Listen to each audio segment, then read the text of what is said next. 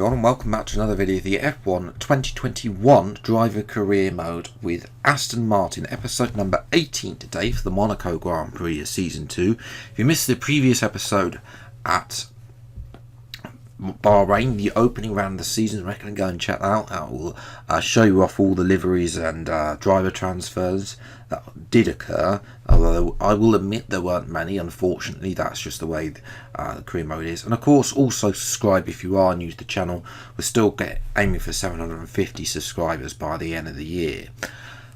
But yes, looking at R&D then, we've got a rear downforce upgrade. It's a minor one. I'm not going to talk about the fact that the cost's the same as probably a major upgrade, but we don't actually see it on the user interface. I think I've talked enough about that. We've got quite an expensive sashi upgrade, unfortunately, as well. So instead we're going to look at potentially doing the rotors maybe on the ERS. Durability, I think we're fine for. We've got quite a lot of good wear, and the team have already purchased those upgrades through Season 1 as well, so we're doing very well in terms of the engine side already. And we're just going to, well, with the fastest engine, we're just going to purchase a major ERS upgrade, which is going to come in time for Monaco as well. But I don't think we're really going to feel the big effects at Monaco. More be at Baku round 3 next week as well. So the rear downforce upgrade comes in. We've simulated, by the way, a season break as well because there was a bit of time, and the rotors come in as well. So we've got two new upgrades and 1300 resource points to spend as well. So we'll look to try and spend those maybe on the sashi side, because I feel like the sashi side is probably slightly the weaker side out of the two with aero. Engine is the strongest, so yes, we have we're going to put a crankshaft upgrade. It's a minor engine power upgrade. It's going to come in time for Baku as well, so a little bit more power, because Mercedes, they're close to us. So, but that also includes the fuel efficiency, which we're not upgrading because there's really no point. Although despite my issues at Brazil in Season 1. But anyway, talking of R&D chart, we've retained our slots as the best of the rest, but Mercedes have opened their advantage at the top, so hopefully they don't run away with it and it's a boring season like it was in Season 1. Red Bull technically still third. McLaren showed great pace at Bahrain. Do they have the pace today to take on us? Because they were very good at Bahrain as well, very annoying as well. Norris had an unfortunate race in the end, yet in yesterday's video, spoiler alert there. But yes, none of the other teams really obviously everybody's bought an upgrade, but none of the teams really making any progress. No real changes really. There's unfortunately that little bit of a spread between the teams really. But anyway, we're moving to qualifying to Monaco. Not a favourite track of mine. I've only won here a handful of times, and that was really in, I think, I remember winning in Final Fantasy, that episode all those years ago, and then I don't think it's very rare that I've actually won at Monaco. So moving to qualifying then, our fastest lap was my first run. New setup as well for Monaco since Season 1. A little bit less slidey. It's not perfect, I will admit, but it is a lot better for me through some of the corners, especially Casino, which was horrific in Season 1. It feels the game feels the handling feels quite a lot better for Season 2. Obviously, there's a handling patch coming as well, so we'll see how that feels. I think that's, if I remember rightly, it's lower speed corners for that patch as well, so hopefully Monaco is definitely going to feel a lot different on this new patch that's coming, so we might need to revise the setup again, possibly for Season 3. We'll see how we get on with the schedule. But anyway, I'll explain why the fastest lap was the first run. I always go and try and do 2 runs on my first set of tyres. Unfortunately, the tyres just literally, the front left blew up, and we've made contact with the barrier at the no rule chicane. Lap over. We were slightly up, I think, at the time, but so yes. And to top it all off, it was the dreadful qualifying. Yeah, it's raining. The rain is causing the track to become very slippery. You see there a little bit of a drift through that corner as we're trying to correct it, and we're just losing time after time after time, and in the end, I don't improve anyway. I aborted that lap, and pretty much it's P11. So Vettel up in P6. I'm sure we could have done a lot better on our second lap and probably a third lap if we had not had such a dreadful time of it with the hitting the wall. But we'll see what we can do. Bad luck in qualifying. That's not exactly ideal. But there's no points for Saturday. Keep a cool head and make up for it in the race. Nelson Piquet once said that driving the Circuit de Monaco was like riding a bicycle around your living room, and it's not hard to see what he means by that. There's no more prestigious a Grand Prix victory than Monaco, but also none so challenging. We're on the French Riviera once more this weekend at the 2-mile-long Circuit de Monaco.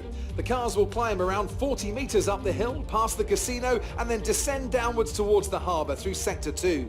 It's a very short run from pole position to the first of the 19 corners at Saint-Devote, and don't expect to see much overtaking here today.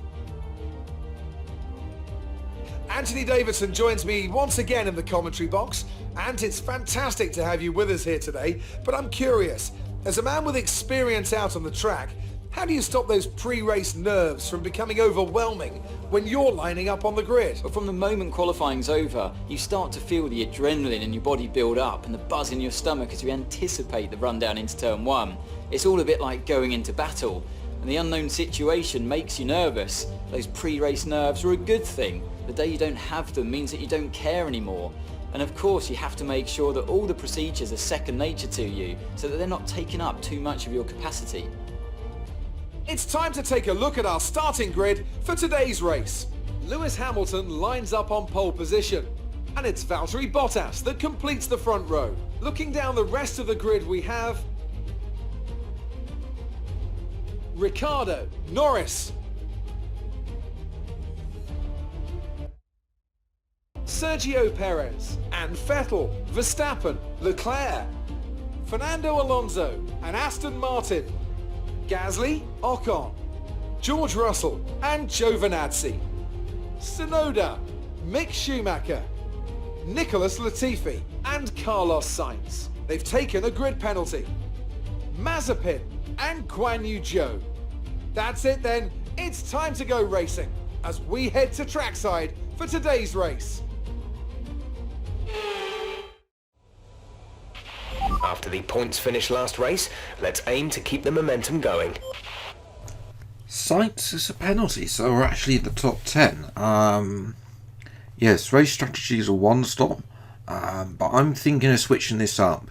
It's the tyre wear is a little bit harsh for 25% race around here, so we're going to switch up. We're going to go on mediums, especially the fact that the tyre temperatures as well from qualifying has also put me off starting on the softs as well. So we'll see if we can take it to the AI. Bright red lights for the Monaco Grand Prix. Lights are out and away we go, and it's a good start compared to Alonso.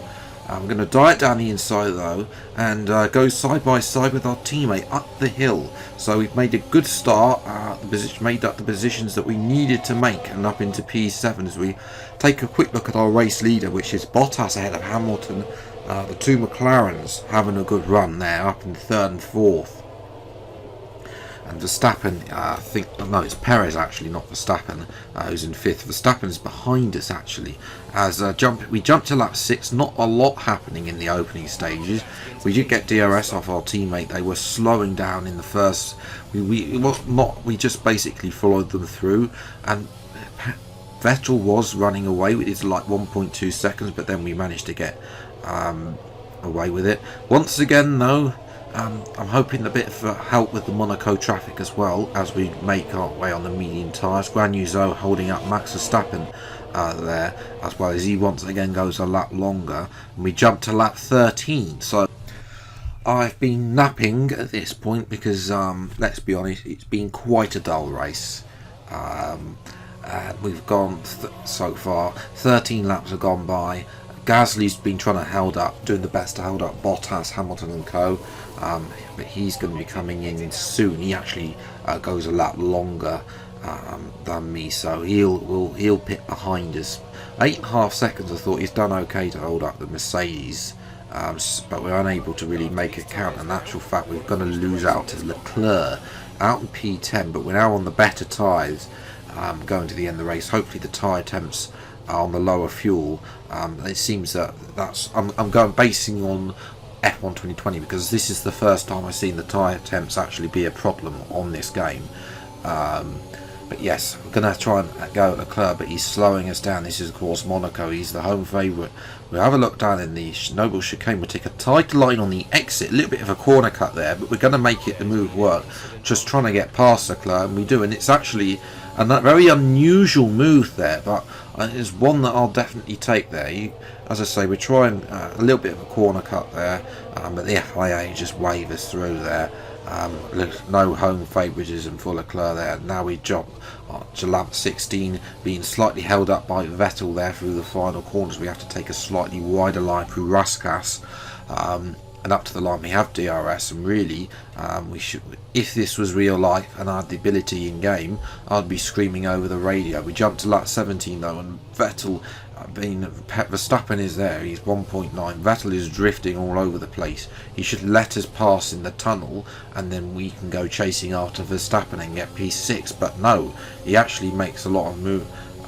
He actually gets a better exit out into the tunnel and doesn't move out of the way. But obviously, then I decide to corner cut part of the tunnel, try to bit a sneaky move like I did on Leclerc, but it doesn't work out on Vettel as he, and again, is drifting that car through that corner in the swimming section contest. We jump up to Raskas. We try and take a wider line to try and get around him. Nothing doing there. He's definitely holding us up now. We've been behind him for half a lap. The gap to Verstappen's grown to 2.1, so that's not great.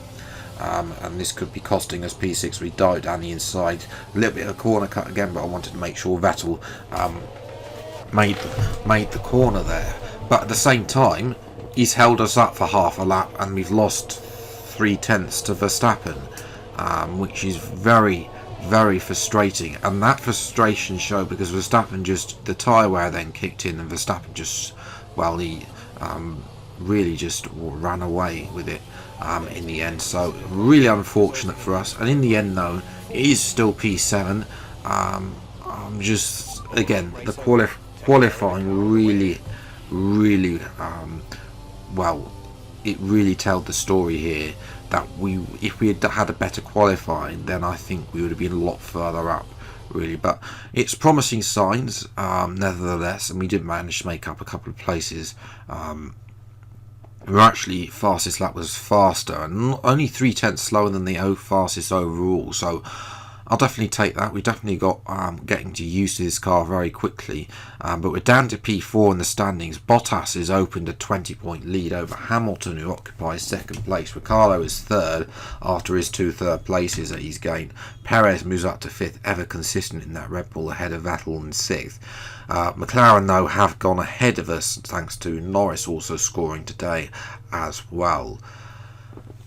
But so yes, one thing I will point out, we've got 2,753 resource points to spend, and none of those will be going on the aero upgrade. This is because Aston Martin need to upgrade the final spec facility to unlock the final set of upgrades, which we don't have. So that's really unfortunate that we can't upgrade the aero, but we will be looking to spend some of those on the Sashi side in the next episode. So yes, I'm just, again, 7th place. There are going to be videos like this, unfortunately. I know a couple of you were suggesting that we could take the vital tight to Bottas. I mean, he's won both races so far. Baku, though, it's a good race. It's a good track for me. Canada, also a good track. And then France. I never know what to do with France because it's an iffy one, but I can do well, but I have to be on an alternative strategy to be able to do well, basically, there. So if we qualify in the top 10, then I don't have high hopes there as well. But anyway, all of that's to come. If you have enjoyed this video, then leave a like, subscribe to the channel, and you see plenty more episodes of the F1 2021 Driver Equipment as and when they come out. Until the next video, then I'll see you next time. Take care. Thanks so much for watching. Enjoy the rest of your day, and goodbye.